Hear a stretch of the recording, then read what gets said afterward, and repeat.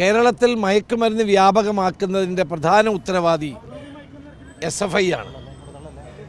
കേരളത്തിലെ കലാലയങ്ങളിൽ, ഹോസ്റ്റലുകളിലും വ്യാപകമായി മയക്കുമരുന്നുകൾ ഉപയോഗിക്കുകയും വിതരണം ചെയ്യുകയും ചെയ്യുന്ന ഈ SFI പിരിച്ചുവിടുകയാണ് വേണ്ടത്. ഇതിന് പൂർണ്ണ പ്രോത്സാഹനമാണ് കേരളത്തിൻ്റെ മുഖ്യമന്ത്രി നൽകുന്നത്. SFI സമ്മേളനത്തിൽ വെച്ച് നിങ്ങൾ ഈ രീതിയിൽ തന്നെ മുന്നോട്ട് പോയാൽ മതി എന്ന് പറഞ്ഞ മുഖ്യമന്ത്രി ഇതിൻ്റെ ഏറ്റവും വലിയ ഉത്തരവാദിയാണ്. 9 വർഷമായി പിണറായി വിജയൻ കേരളം ഭരിക്കുന്നു. മയക്കുമരുന്ന് മാഫിയയെ അമർ ചെയ്യാൻ എന്തുകൊണ്ട് കഴിഞ്ഞില്ല? എന്ത് നടപടി സ്വീകരിച്ചു?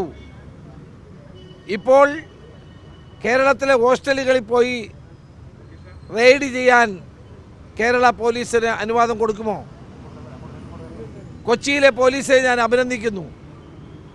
അവരെടുത്ത ഏറ്റവും നല്ല നടപടിയാണ്. ഇതുപോലെ നടപടി സ്വീകരിക്കാൻ തയ്യാറായാൽ, ശക്തമായ നടപടി ഉണ്ടായാൽ കേരളത്തിൽ ലഹരി മാഫിയയുടെ വേറിറക്കാൻ കഴിയും. ഇതിറക്കാതിരിക്കുന്നതിൻ്റെ കാരണം കേരളത്തിൻ്റെ മുഖ്യമന്ത്രി തന്നെയാണ്.